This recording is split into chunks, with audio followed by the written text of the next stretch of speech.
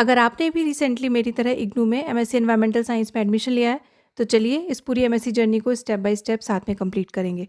अब एडमिशन के बाद ऑलमोस्ट हर स्टूडेंट के माइंड में कुछ कॉमन क्वेश्चंस आते हैं, लाइक इतनी सारी बुक्स हैं, सबसे पहले क्या पढूं, असाइनमेंट्स कब बनाऊं, टर्म एंड एग्जाम्स की प्रिपरेशन कैसे करूं, और यूट्यूब पर तो इतनी सारी वीडियोज़ हैं लेकिन एक क्लियर स्ट्रैटेजी नहीं है जिसको फॉलो किया जा सके। अगर बिना प्लानिंग के स्टडी स्टार्ट करेंगे तो सिलेबस बहुत ओवरवेलमिंग लग सकता है, लेकिन अगर एक प्रॉपर स्ट्रैटेजी फॉलो करें तो वही सिलेबस स्टेप बाय स्टेप बहुत मैनेजेबल हो जाता है।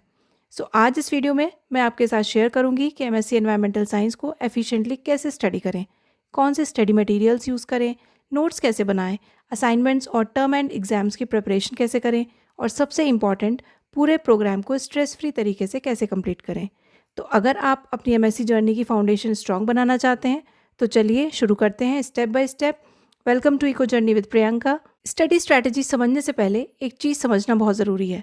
एमएससी एनवायरमेंटल साइंस सिर्फ एक सिलेबस नहीं है, ये एक कंप्लीट लर्निंग जर्नी है, और जब आप प्रोग्राम को समझ लेते हैं तो पढ़ाई ऑटोमेटिकली ईजियर लगने लगती है। इस जर्नी में हमें सिर्फ बुक्स ही नहीं पढ़नी है, हमें असाइनमेंट्स कंप्लीट करने हैं, प्रैक्टिकल्स को भी सीरियसली लेना है, और फाइनली टर्म एंड एग्जामिनेशन के लिए प्रिपरेशन भी करनी है। तो हर स्टेप इक्वली इंपॉर्टेंट है।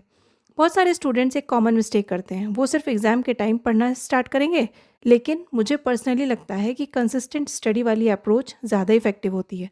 थोड़ा थोड़ा रेगुलर स्टडी लास्ट मोमेंट की प्रिपरेशन से काफ़ी बेटर रिजल्ट्स देती है।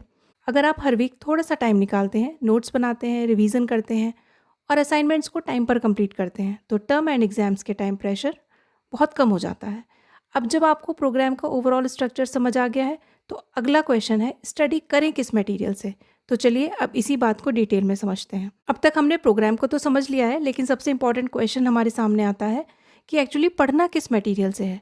बहुत सारे स्टूडेंट्स एडमिशन के बाद इसी कन्फ्यूजन में रह जाते हैं। आपके पास स्टडी के लिए बहुत सारे रिसोर्सेज अवेलेबल हैं, लाइक सेल्फ लर्निंग मटेरियल, ई ज्ञान कोश, वीडियो लेक्चर्स, पर्सनल नोट्स और प्रीवियस ईयर क्वेश्चन पेपर्स, लेकिन इन सब का रोल अलग अलग होता है। अगर आप मुझसे पूछें कि सबसे इंपॉर्टेंट रिसोर्स कौन सा है, तो मेरा आंसर होगा इग्नू का सेल्फ लर्निंग मटेरियल। ये आपके प्रोग्राम का ऑफिशियल एकेडमिक फाउंडेशन है। बाकी सारे रिसोर्सेज इसको समझने में हेल्प करते हैं। मेरी रिकमेंडेशन है कि एक प्रॉपर सीक्वेंस फॉलो करें। सबसे पहले टॉपिक को सेल्फ लर्निंग मटेरियल से पढ़िए। अगर कॉन्सेप्ट डिफ़िकल्ट लगे तो उसका वीडियो लेक्चर देखिए। उसके बाद अपने शॉर्ट नोट्स बनाइए, और जब असाइनमेंट्स मिल जाए तो उसको प्रिपेयर कीजिए और रेगुलर रिवीजन करते रहिए। सिर्फ यूट्यूब वीडियोस देखना काफ़ी नहीं होता, और सिर्फ बुक्स पढ़ना भी हर स्टूडेंट के लिए ईजी नहीं होता। बेस्ट अप्रोच है ऑफिशियल मटेरियल और क्वालिटी वीडियो लेक्चर्स को कंबाइन करके पढ़ना। याद रखिए, स्टडी का गोल सिर्फ सिलेबस कंप्लीट करना नहीं है, कॉन्सेप्ट को समझना है, अपने वर्ड्स में नोट्स बनाना है, रेगुलरली रिवीजन भी करना है, और क्वेश्चंस प्रैक्टिस करना भी इक्वली इंपॉर्टेंट है। अब जब हमें पता चल गया कि स्टडी किस मटेरियल से करनी है, तो नेक्स्ट क्वेश्चन जो हमारे माइंड में आता है वो है इफ़ेक्टिव नोट्स कैसे बनाएं। तो चलिए इसी को डिटेल में समझ लेते हैं। तो अब हमें ये तो पता चल गया है कि स्टडी किस मटेरियल से करनी है, पर हमें ये समझना है कि स्मार्ट नोट्स कैसे बनाने हैं, क्योंकि अच्छे नोट्स सिर्फ एग्जाम्स के लिए नहीं बल्कि असाइनमेंट्स, रिवीजन और लॉन्ग टर्म अंडरस्टैंडिंग के लिए भी बहुत ज़्यादा यूज़फुल होते हैं। सबसे बड़ी मिस्टेक यहाँ जो स्टूडेंट्स करते हैं ना, वो है कि पूरी बुक को नोटबुक में दोबारा लिख देते हैं। इफेक्टिव नोट्स का मतलब है सिर्फ इंपॉर्टेंट कॉन्सेप्ट्स को, डेफिनेशंस को, कीवर्ड्स को और एग्जाम्पल्स को अपने वर्ड्स में लिखना। हर टॉपिक के नोट्स का एक सिंपल स्ट्रक्चर रखिए। सबसे पहले हेडिंग लिखिए, फिर शॉर्ट डेफिनेशन, उसके बाद कॉन्सेप्ट को सिंपल लैंग्वेज में एक्सप्लेन कर दीजिए। ज़रूरत हो तो एक डायग्राम या फ्लो चार्ट ऐड कीजिए, और लास्ट में इंपॉर्टेंट कीवर्ड्स और एक शॉर्ट समरी लिख लीजिए। और अगर हो सके तो हर यूनिट के बाद एक पेज की रिवीजन शीट बनाइए। एग्जाम के टाइम पूरी यूनिट रिवाइज करने की बजाय सिर्फ ये रिवीजन शीट देखकर भी आप कॉन्सेप्ट्स क्विकली रिकॉल कर सकेंगे। जितने विजुअल आपके नोट्स होंगे उतना ही रिवीजन ईजी होगा। माइंड मैप्स, फ्लो चार्ट्स और हाईलाइटेड कीवर्ड्स, ये सब कॉन्सेप्ट्स को जल्दी याद रखने में हेल्प करते हैं।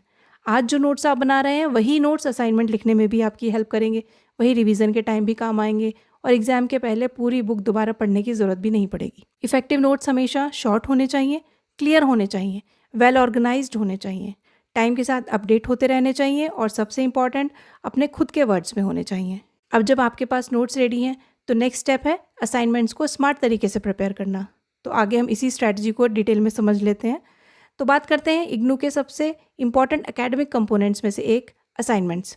बहुत से स्टूडेंट्स असाइनमेंट्स को लास्ट मोमेंट तक पोस्टपोन करते रहते हैं और फिर अननेसेसरी स्ट्रेस फेस करते हैं। अगर आप बिगनिंग से प्रॉपर स्ट्रैटेजी फॉलो करें तो असाइनमेंट्स बिल्कुल भी डिफिकल्ट नहीं लगेंगे। असाइनमेंट्स सिर्फ मार्क्स के लिए ही नहीं है, ये आपको टॉपिक को दोबारा पढ़ने, समझने और रिवाइज करने की बेस्ट अपॉर्चुनिटी देते हैं। इसलिए असाइनमेंट को लर्निंग प्रोसेस का इंपॉर्टेंट पार्ट ही समझिएगा। और हाँ, सबसे इंपॉर्टेंट एडवाइस, असाइनमेंट मिलते ही प्लानिंग शुरू कर दीजिए। एक ही दिन में पूरा असाइनमेंट कंप्लीट करने की जगह हर वीक थोड़ा थोड़ा काम करिए। इससे क्वालिटी भी इंप्रूव होगी और स्ट्रेस भी कम रहेगा। असाइनमेंट्स लिखते वक्त सिर्फ कॉपी पेस्ट या वर्ड टू वर्ड राइटिंग से हमेशा बचिए। ऑफिशियल स्टडी मटेरियल पढ़िए, कॉन्सेप्ट को समझिए और फिर अपनी सिंपल लैंग्वेज में आंसर लिखिए। इसी प्रोसेस से एक्चुअल लर्निंग होती है। असाइनमेंट सबमिट करने से पहले एक बार ज़रूर चेक करें क्या क्वेश्चन प्रॉपरली आंसर हुआ है, लैंग्वेज सिंपल और क्लियर है, राइटिंग रीडेबल है या नहीं, और सबसे इंपॉर्टेंट डेडलाइन मिस तो नहीं हो रही। असाइनमेंट क्वेश्चंस और सबमिशन गाइडलाइंस हर सेशन में अपडेट हो सकती हैं, इसलिए हमेशा लेटेस्ट असाइनमेंट और ऑफिशियल इंस्ट्रक्शंस को ही फॉलो करें। कुछ कॉमन मिस्टेक से हमेशा बचिए, लाइक लास्ट मोमेंट पर असाइनमेंट बनाना, दूसरों का वर्क कॉपी करना, क्वेश्चंस स्किप कर देना, पुअर प्रेजेंटेशन और डेडलाइन मिस करना। ये सब आपको अवॉइड करना है। अब आपको असाइनमेंट स्ट्रैटेजी भी क्लियर हो चुकी है, तो हमारा नेक्स्ट स्टेप है असाइनमेंट सबमिट कैसे करें। इसको डिटेल में समझ लेते हैं। असाइनमेंट कंप्लीट करना ही इनफ नहीं है, उससे सही तरीके से सबमिट करना भी उतना ही इंपॉर्टेंट है। देखते हैं कि step by step assignment submission process को कैसे स्मूथ बनाया जा सकता है। सबसे पहले एंश्योर करिए कि आप लेटेस्ट असाइनमेंट यूज़ कर रहे हैं। असाइनमेंट का सेशन और कोर्स कोड केयरफुली वेरीफाई कर लीजिए। कई बार पुराने असाइनमेंट्स पर ही काम करना शुरू कर देते हैं, तो ऐसा बिल्कुल नहीं करना है। असाइनमेंट सबमिट करने से पहले फ्रंट पेज प्रॉपर्ली फिल करिए। Name, enrolment number, programme, course code, study centre और डेट, ये सारी डिटेल्स क्लियरली लिखी होनी चाहिए।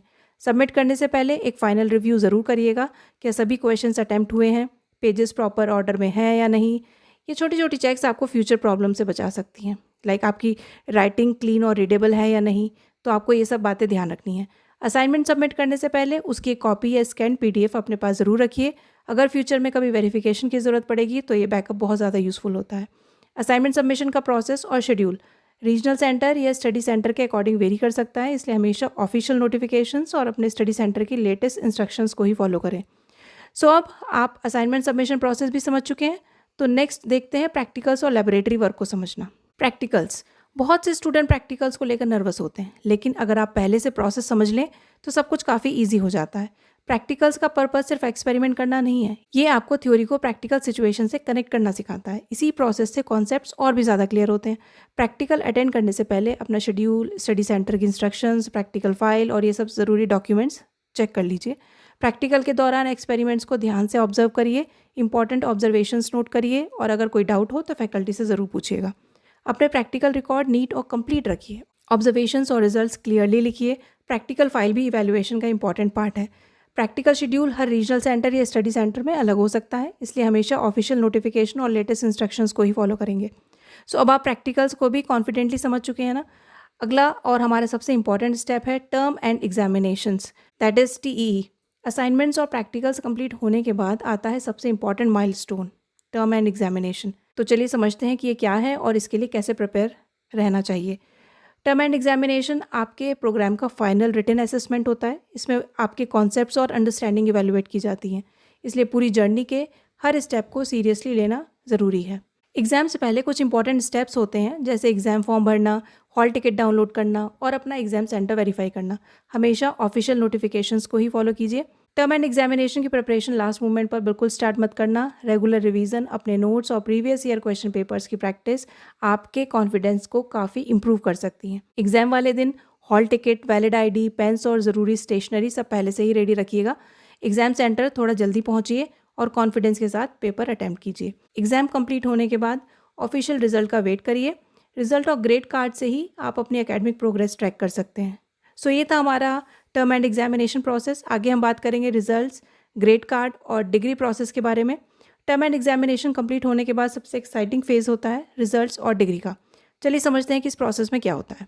एग्ज़ाम के बाद आंसर शीट्स इवैल्यूएट की जाती हैं, उसके बाद ऑफिशियल रिजल्ट डिक्लेयर होता है। रिजल्ट के बेसिस पर आपका ग्रेड कार्ड अपडेट किया जाता है। रिजल्ट के साथ अपना ग्रेड कार्ड भी चेक कीजिएगा, इससे आपको हर कोर्स का एकेडमिक स्टेटस समझने में हेल्प मिलती है। प्रोग्राम सक्सेसफुली कंप्लीट करने के लिए असाइनमेंट्स, प्रैक्टिकल्स और टर्म एंड एग्जामिनेशंस सभी एकेडमिक रिक्वायरमेंट्स कंप्लीट होना बहुत ज़रूरी है। जब प्रोग्राम की सभी रिक्वायरमेंट्स कंप्लीट हो जाती हैं तब आप अपनी डिग्री के लिए एलिजिबल हो जाते हैं। ये आपकी मेहनत और डेडिकेशन का सबसे बड़ा रिवॉर्ड होता है। एडमिशन से लेकर डिग्री तक आज आपने पूरी एकेडमिक जर्नी को समझ लिया। अब आप कॉन्फिडेंटली अपनी MSc एनवायरमेंटल साइंस की जर्नी स्टार्ट कर सकते हैं। ये थी बिगनर गाइड। जो सिर्फ एक शुरुआत है। इस सीरीज़ में हम syllabus decoding, subject wise classes, assignments, practicals, previous year questions और एग्जाम प्रिपरेशन को भी स्टेप बाय स्टेप साथ में कवर करेंगे। अगर आप ये जर्नी मेरे साथ कंटिन्यू करना चाहते हैं तो चैनल को सब्सक्राइब ज़रूर कीजिएगा। Welcome to our MSc journey. Let's learn and complete this journey together. मिलते हैं नेक्स्ट वीडियो में। Till then take care and bye bye.